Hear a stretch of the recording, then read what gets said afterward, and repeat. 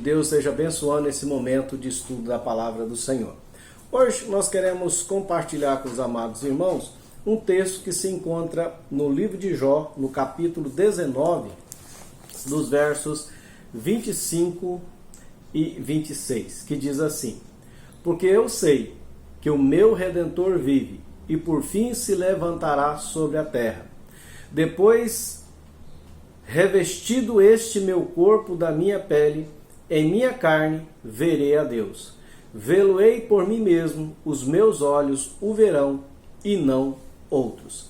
Que Deus abençoe a leitura e a compreensão dessa palavra lida do Senhor para as nossas vidas. Queridos, nós temos vivido tempos difíceis, tempos onde a realidade de uma enfermidade difícil de ser controlada, de ser vencida, nos ronda todos os dias, a todo momento. Mas a bem da verdade, a situação de dificuldade, de enfermidade, de lutas, de tristeza, de situações que nos colocam contra a parede, que nos tiram a nossa paz, na verdade não é somente em 2020 que existe essa realidade. Existe essa realidade desde que o pecado entrou no mundo. Desde que o pecado entrou no mundo, as coisas criadas outrora perfeitas por Deus vêm sofrendo uma degradação, vêm sofrendo um desgaste, tem por causa da maldade, por causa das dores, das tristezas, do sofrimento que vão surgindo a cada dia. E quando nós pensamos, por exemplo, nas injustiças, nas maldades, nos crimes hediondos, nas injustiças que tiram a vida de um trabalhador, que ceifa a vida de um jovem ainda na flor da idade, são tantas situações que nós deparamos que, se nós não tivermos uma viva esperança, uma esperança real para nos nortear, nós podemos naufragar no mar da angústia, da incerteza e da inquietação. Eu gostaria de trabalhar com os amados nesse dia de hoje a respeito de uma real esperança, ou de uma esperança real, uma esperança viva que eu e você podemos ter na nossa vida. Esperança essa que não é simplesmente um desejo ou uma expectativa, mas de fato uma certeza, algo garantido não por homens, mas pelo próprio Senhor e Criador de todas as coisas. É Ele que nos dá essa esperança, que nos norteia e que nos faz andar de cabeça erguida ou altaneiramente em meio a tantas dificuldades e a tantas tragédias que nos rodeiam. Olhando aqui para o texto, muitos conhecem a história de Jó, mas para aqueles que não conhecem ou ainda está meio esquecido dessa história, vamos recordar um pouquinho. Quem foi Jó? Jó foi um homem que viveu há muitos e muitos anos atrás. Provavelmente ele foi contemporâneo dos patriarcas, isso vai nos levar a 2000 anos antes de Cristo. Portanto, é um homem que viveu há 4000 anos atrás. E é um homem que, segundo a palavra de Deus, em determinado momento da sua vida, gozava de grande prosperidade material. Era um homem, segundo a própria palavra de Deus, dentro do seu contexto, da sua época, da sua terra, era o homem mais próspero financeiramente que tinha naquele tempo. Ele era um homem que tinha uma família linda, tinha vários filhos, uma família numerosa, com os filhos que viviam em perfeita harmonia uns com os outros. Era um homem que tinha um respeito muito grande pelos contemporâneos, pelos colegas, pela a sociedade da sua época, que olhava para ele e enxergava nele, via nele integridade. Mas muito mais do que essas realidades materiais, que são com certeza importantes, o que mais valida a história de Jó e que nos chama a atenção é que o próprio Deus via em Jó um homem íntegro e irrepreensível. Um homem que se desviava do mal e que procurava com todas as suas forças andar nos caminhos do Senhor. Ele era um homem segundo o coração de Deus. Ele era um homem que alegrava o coração de Deus, pois ele vivia na integridade da palavra do Senhor. Veja bem, claro que ele não era perfeito. Ele ainda era um ser humano, mas dentro da possibilidade humana, ele era um homem exemplar. E, por causa disso, houve um episódio, nós não temos tempo de tratar da razão desse episódio ocorrido, mas o fato é que Satanás, o inimigo de Deus, o inimigo das nossas almas, se incomoda com a atitude de Jó, com a postura de Jó e desafia Deus, né, na própria face de Deus, dizendo que Jó era alguém íntegro e que temia Deus, porque ele era alguém que recebia da parte de Deus uma vida tranquila, uma vida próspera. E por causa disso, na verdade, Deus estaria como que comprando a fidelidade de Jó. Mas sabemos que não é isso. Deus então permite que Satanás retire de Jó tudo que Jó possuía. Jó, num momento, num único dia, ele perde todas as suas propriedades, todos os seus bens, toda a sua riqueza, portanto. Ele perde os seus 10 filhos, são ceifados pela morte num único evento, num único momento, num único dia. E, posteriormente, a sua saúde também se vai. Jó se encontra, portanto, quando nós lemos o capítulo 19 do seu livro, alguém que tinha perdido absolutamente tudo. E mais, até mesmo o respeito, a consideração dos seus contemporâneos, ele havia perdido. Jó estava cercado de amigos que foram ali para consolá-lo, mas ao deparar com aquela situação, não consegue imaginar que um homem que de fato fosse íntegro pudesse viver em tamanha tragédia, miséria e, por que não, em tamanha desgraça. E aí surgiu naquele momento, como surge nos nossos dias, a acusação. Não, ele está sofrendo porque tem pecado. Ele está sofrendo porque ele deve ter feito alguma coisa terrível. Ele deve ter um karma muito pesado, por isso essas consequências.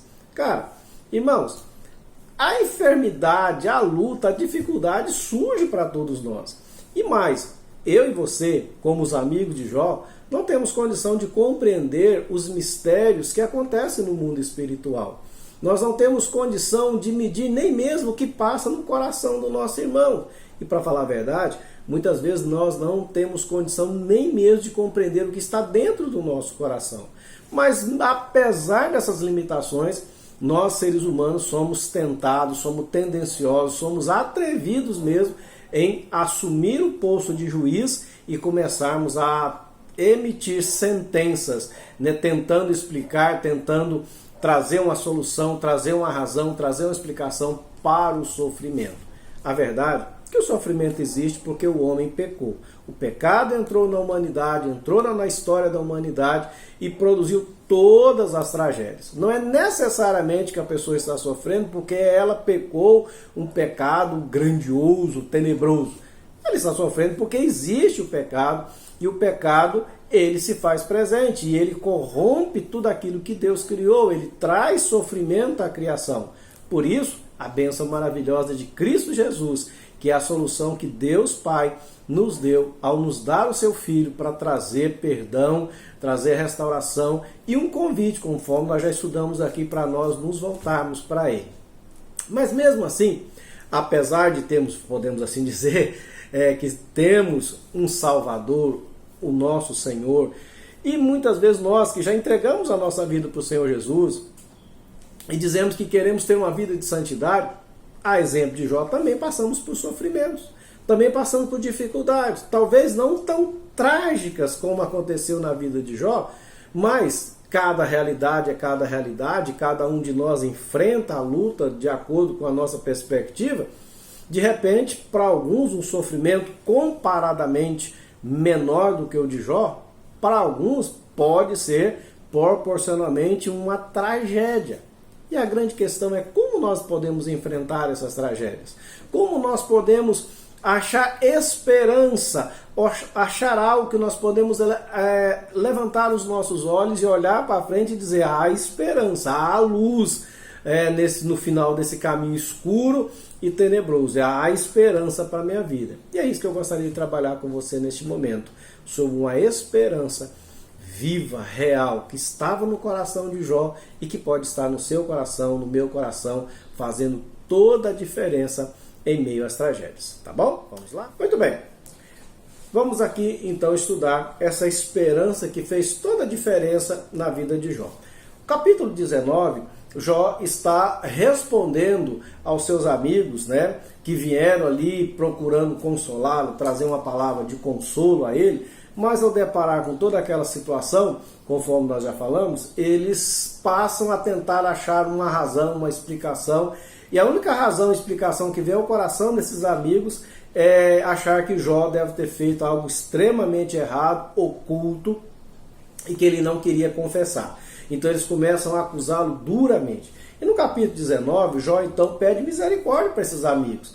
Pede que, e chega a dizer, vamos dizer assim, se você não tem o que falar, não tem o que explicar, chora comigo, né? Tem misericórdia de mim. E aqui uma breve aplicação para as nossas vidas.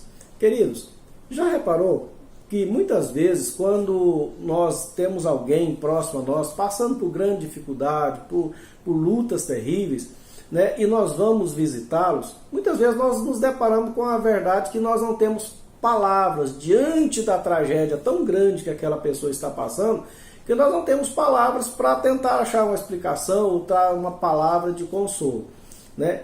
E ao invés, queridos, muitas vezes nós fazemos isso, ao invés de ficarmos tentando achar uma explicação, uma lógica, né, um motivo, e partimos até mesmo para acusações, tentando arrancar uma confissão da pessoa que está sofrendo, se nós não temos o que falar, o melhor é chorarmos juntos, ficar calado, chora junto, apoia a pessoa, né, porque tem mistérios que estão além da nossa compreensão, como era o caso de Jó. Né? Então, uma lição bem prática para as nossas vidas. Quando nós formos visitar alguém que está passando por dificuldade e se não temos o que falar, fique em silêncio, chora junto. O próprio Senhor Jesus disse que nós devemos chorar com aqueles que choram e nos alegrarmos com aqueles que se alegram. Tá? Então, voltando aqui. Então, essa era a situação de Jó. Então, no fundo do poço, né, ali sem ter esperança de qualquer alívio, de uma palavra de consolo, surge no coração e na mente de Jó essa certeza. Ele lembra que ele tem uma certeza, e é nessa certeza, que é uma esperança real, verdadeira, que ele vai se apoiar, já que não há nada nem ninguém para o apoiar ali do lado. Essa certeza vai fazê-lo se levantar. Que certeza é essa? Conforme nós lemos o verso 25, ele começa dizendo, porque eu sei, e de fato é uma certeza que ele possuía no seu coração. Eu tenho essa certeza, isso é uma verdade. Não é simplesmente uma esperança, uma expectativa que pode ser, mas é algo certo. E o que é isso que é certo na vida de Jó, que o faz levantar a sua cabeça e renovar a sua força, mesmo que a tragédia continuasse do seu lado, mas ele tem forças para continuar. E ele vai dizer, porque eu sei que o meu Redentor vive. Queridos, olha só que coisa linda e que lição preciosa e profunda nós temos aqui. A esperança verdadeira de Jó não estava em qualquer coisa, em qualquer pessoa, em qualquer situação, mas no seu Redentor vivo. O meu Redentor vive. O que é Redentor? O que estava no coração, no contexto de Jó, contexto da época de Jó, essa palavra Redentor, ou essa pessoa, esse ser chamado Redentor? O que era um Redentor? O Redentor, dentro do Antigo Testamento, do mundo antigo, aqui da palavra de Deus, nós temos o Redentor, aquele que era alguém que se levantava para vingar um parente que foi morto de forma injusta. Alguém veio, um criminoso veio e matou, né? E essa pessoa, esse parente, se levantava para vingar o sangue do seu parente, do seu querido que foi morto. Era alguém que executava justiça e juízo. Portanto, o primeiro significado, sentido que era presente no coração de Jó, na compreensão de Jó, quando ele fala Redentor, é que o Redentor era alguém que se levantaria para fazer justiça em meio às injustiças que ele estava passando. E aqui, querido, é algo que nós temos uma primeira lição para as nossas vidas aqui com relação ao Redentor. Queridos, nós temos o nosso Redentor. Quem é o nosso Redentor hoje? Cristo Jesus, que é o mesmo de Jó. Essa certeza de que Deus, em Cristo Jesus, que também é Deus, é aquele que se levanta para combater toda forma de injustiça. Toda injustiça, meu amado, que possa estar se levantando contra ti. toda injustiça que alguém possa estar cometendo contra a sua pessoa, não, você não precisa se desesperar. Se a justiça do homem falha, se a justiça do homem não cumpre, existe um verdadeiro juiz que há de trazer justiça verdadeira sobre todas as causas, sobre todas as circunstâncias. Por isso, querido, que o crente ele é exortado a não executar, não exercer vingança. A palavra de Deus fala que o crente deve colocar e entregar a vingança a Deus, dizendo a vingança pertence a Deus. Por que a vingança pertence a Deus? Porque Ele é o juiz. Ele conhece todas as situações, todos os pontos, o mais profundo do recôndito do coração das pessoas. Ele conhece todos os detalhes, de frente, de lado, de cima, de baixo. Ele conhece tudo e somente ele tem condição de exercer um juízo verdadeiro. Portanto, não existe causa, não existe ato de injustiça praticada por qualquer pessoa que vai ficar impune. A justiça humana pode passar batida, a justiça humana pode ser comprada, mas a justiça divina permanecerá. E essa certeza dessa justiça divina acalentava o coração de Jó, fortalecia a vida dele. Quando ele olhava e via as falsas, as injustas acusações que as pessoas lançavam sobre ele, ele sabia, mas um dia Deus vai colocar isso às claras, né? Como nós falávamos lá em Goiás, em pratos limpos. Deus vai trazer isso e a verdade há de aparecer, a verdade vai triunfar. Uma segunda aplicação ou compreensão da palavra redentor nos tempos de Jó é alguém que trazia restauração. Quando alguém, por alguma causa, se empobrecia, ficava endividado e perdia os seus bens, as suas posses, por causa das suas dívidas, havia o costume de algum parente próximo com condições financeiras que se levantava e vinha e saldava a dívida do seu parente e trazia de volta aquilo que foi levado embora, né? Tem até umas campanhas de igreja por aí, dizendo que é a campanha lá para restaurar aquilo que o diabo carregou. Mais ou menos a ideia está aqui, né? Não estou dizendo que está certo essas campanhas, não. Estou dizendo que a origem dessas campanhas que as pessoas criam por aí, de buscar e resgatar, parte dessa ideia de que o nosso Senhor é aquele que traz de volta aquilo que nós perdemos injustamente. São situações que surgem na nossa vida, por exemplo, a enfermidade que nos pega de uma hora para outra, uma tragédia, aí nós nos vemos em situações onde a nossa condição financeira não está à altura para saldar as nossas dívidas, e aí, para que nós não venhamos a perder tudo, alguém se levanta e diz: eu pago a conta. Então Jó tinha uma certeza que aquilo que ele perdeu, aquilo que foi tirado dele, Deus iria restaurar. Deus iria repor tudo aquilo que Jó perdeu.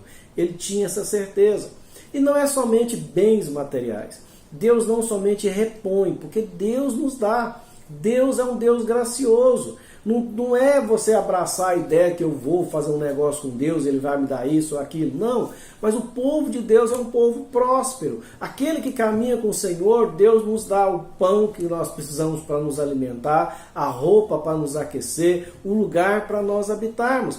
As coisas básicas, de fato, que nós necessitamos, Deus graciosamente supre a todos nós, a todos os seus servos. Ele vai dizer que os leõezinhos, filhos dos grandes leões, caçadores, passam fome em determinados momentos da vida. Mas aqueles que esperam no Senhor são sempre satisfeitos, né? Porque o Deus é quem cuida. Portanto, Deus é aquele que restaura. Deus restaura não somente a parte material, conforme nós falamos, mas Deus restaura a dignidade perdida.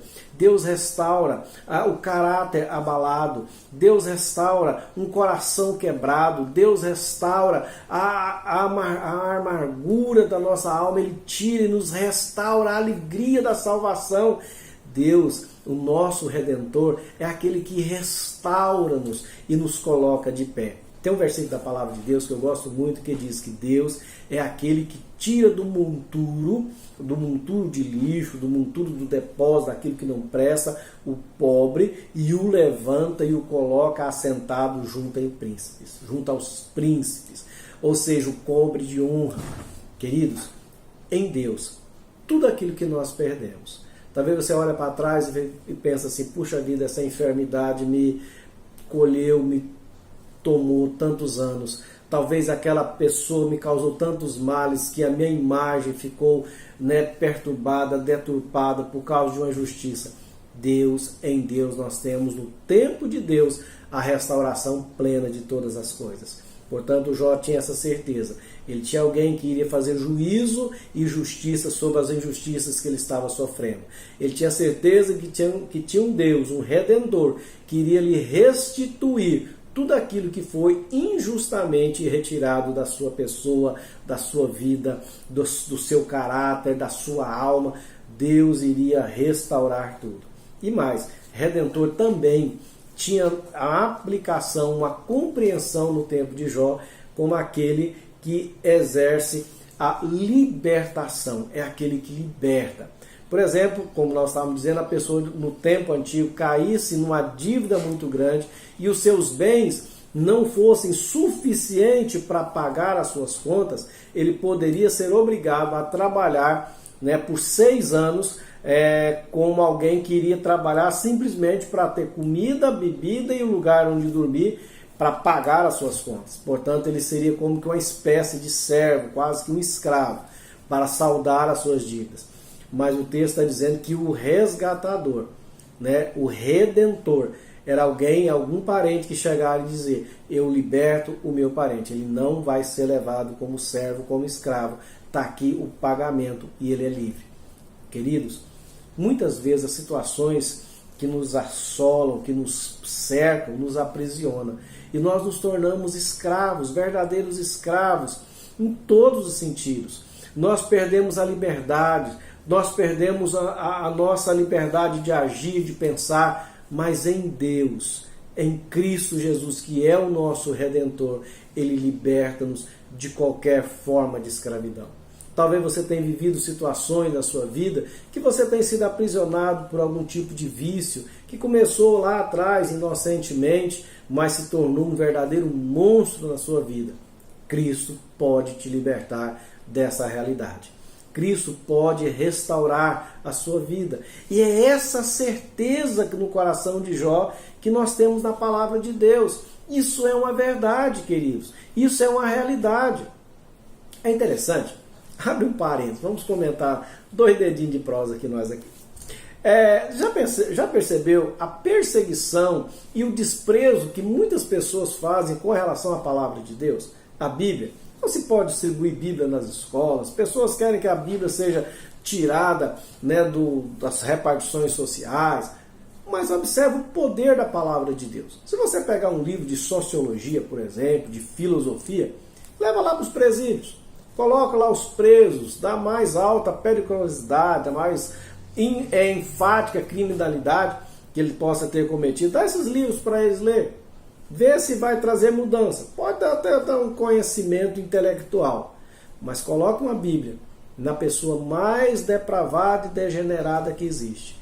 A palavra de Deus pode e tem poder para transformar essa pessoa em uma nova criatura, porque ela liberta. Ela tira as cadeias do pecado. Ela traz vida. É palavra de Deus. E é essa palavra de Deus que está diante de nós, que é viva e eficaz, que nos garante que nós podemos ter um Redentor que restitui, que nos liberta e que julga a nossa causa. É essa a certeza que nós temos. Mas o que mais que nós podemos tirar aqui para as nossas vidas? É algo importante também que ele vai dizer no final do versículo 25, dizendo, e por fim se levantará sobre a terra. Ou seja, esse Redentor, esse parente próximo, essa pessoa que Jó sabia que existia, que era o seu Redentor, era alguém que iria libertá-lo, iria trazer justiça, iria trazer restituição à sua vida, mas no tempo determinado, no tempo certo.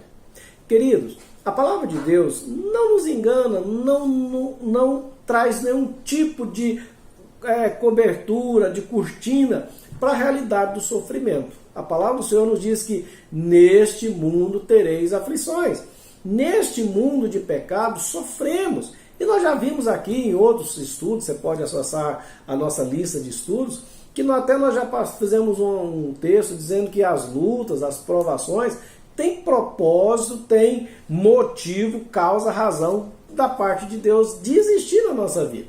Portanto, o sofrimento na mão de Deus, né, quando Ele exerce e permite na nossa vida, tem propósito. Então isso não vai acabar, né, se o Covid for embora, temos outras enfermidades, né, tem muita coisa que surge e que traz inquietação. Mas sabemos que existe um tempo determinado por Deus, que todas as coisas, toda a nossa lágrima dos nossos olhos, todo o nosso sofrimento vai desaparecer. Existe o tempo de Deus, e o tempo de Deus não é o nosso tempo. Muitas vezes nós queremos que o sofrimento acabe assim, muitas vezes nós queremos que o sofrimento seja passado como simplesmente o fato de virarmos uma página. Deus tem um propósito, todas as coisas estão firmemente no controle dele, e no tempo dele nós devemos esperar e aguardar. Um texto que me vem à mente é o Salmo 40. Salmo 40, versículo 1, que diz assim: esperei confiantemente no Senhor, e Ele me ouviu quando clamei por socorro. Tirou-me de um tremendal de lama, firmou-me os passos, colocou-me sobre a rocha.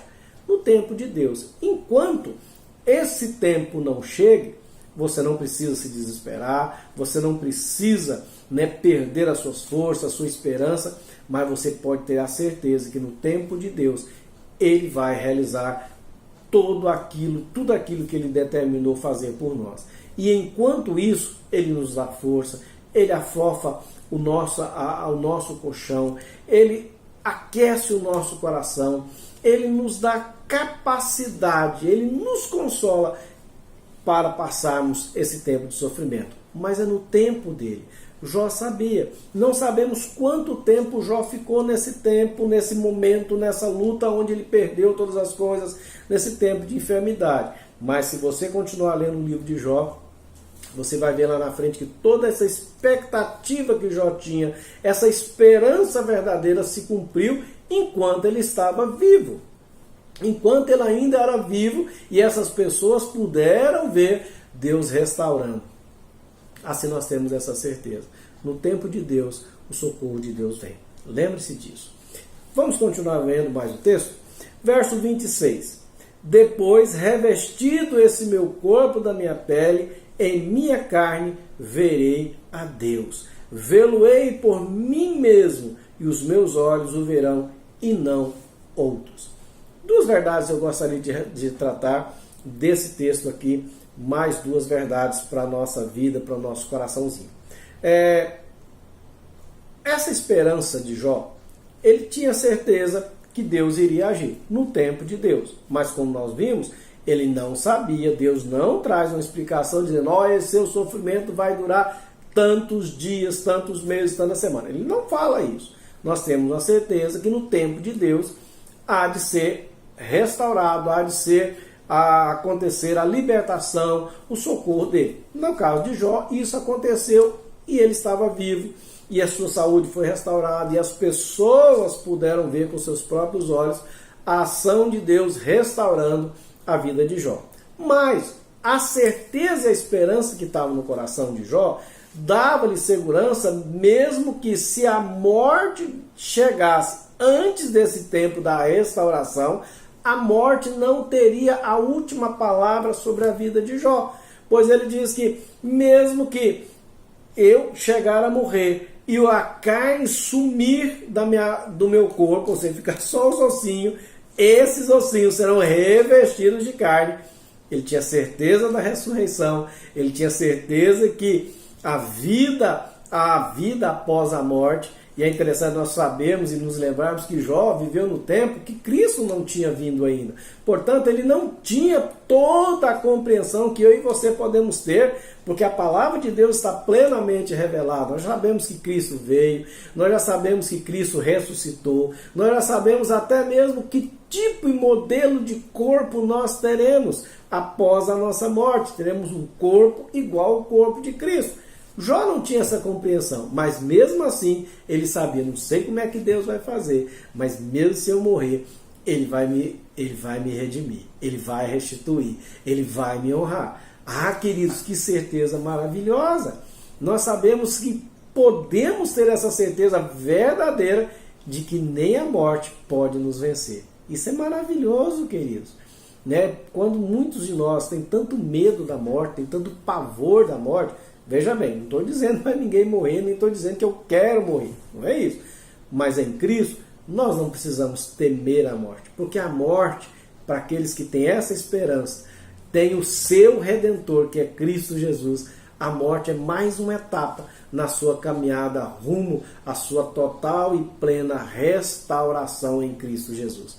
Portanto, Jó tinha isso. Portanto, querido, se porventura recebemos um diagnóstico onde a morte é certeza, se recebemos um diagnóstico dizendo, olha, você tem poucos dias de vida, nem por isso nós precisamos ou podemos desesperar e achar que a nossa esperança não nos alcançou.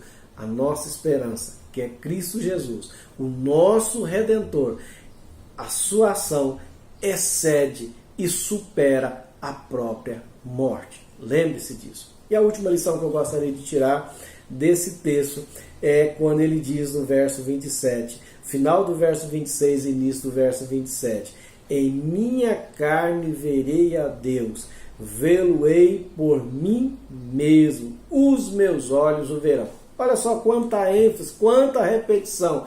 Por que ele está dando tanta ênfase? Dizendo que ele tinha uma certeza.